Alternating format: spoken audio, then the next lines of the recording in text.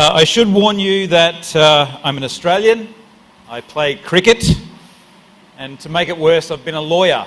So I'm warning you, if I was you, I wouldn't trust a single thing that I'm about to say. Thank you for having me. Forgive me for walking around, but this is the post-lunch session, so I figure by making myself a moving target, I can help keep you awake a little bit. I'm not going to speak for very long, and I'm going to open it to you for questions very soon.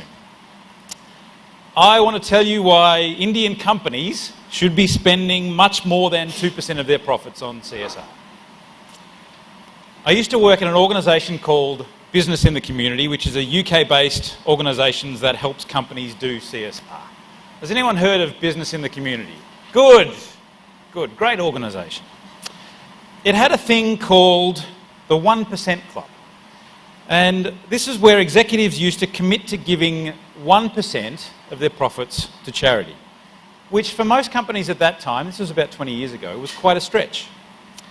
And that was good for a while, but some companies, and especially those leading on CSR, grew frustrated that the focus of CSR was on charity and not on core business. That is, how companies made their money in the first place. And NGOs got a little bit angry about companies that would do horrible things and then try to feel good about what they did by giving back. And of course, the obvious answer to giving back is stop taking so much in the first place.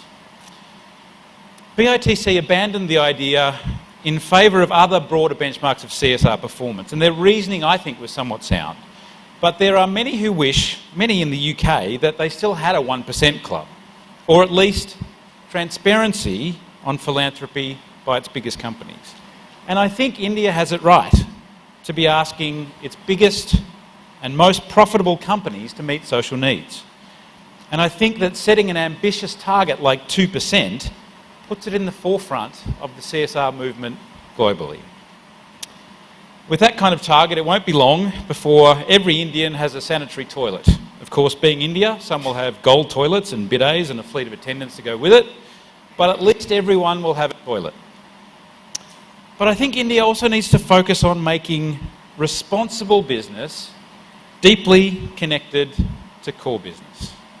How companies make profit in the first place, and how CSR can help them to be more profitable. It turns out, at least if you believe the research by Harvard Business School, that performing at a high level on CSR is strongly positively correlated to being more profitable and better financial performance. And other researchers have made similar connections. So, GRI performance compared to the stock market. Companies who report under GRI extensively outperform companies that don't.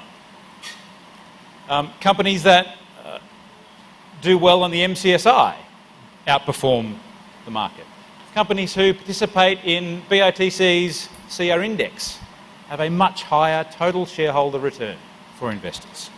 And remember, this is high performance on broader CSR, not just 2% rule that India has.